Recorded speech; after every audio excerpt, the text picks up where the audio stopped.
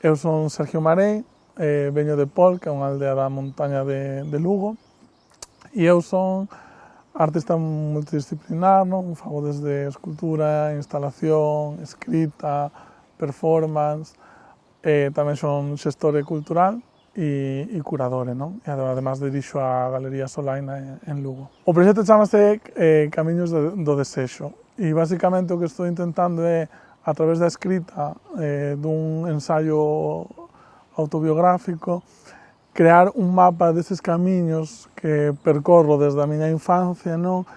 E que agora analizo, non? Con perspectiva e vexo que eran como un pouco eses camiños que iban configurando, pois, non? Ese trazado que me facían entender porque agora me defino como unha persoa non binaria, non? E que me fan relacionarme de outro xeito con todas esas cuestións.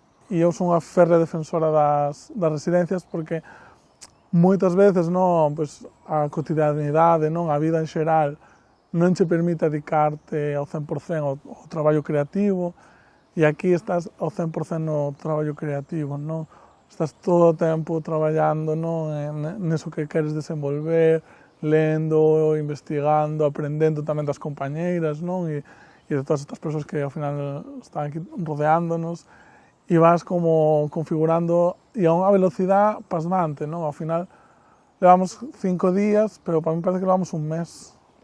Ao final, bueno, non deixa de ser a Deputación que a día de hoxe invirte máis en cultura, entón, bueno, sempre estás como un pouco co ollo posto en que están traballando, que van facer, non?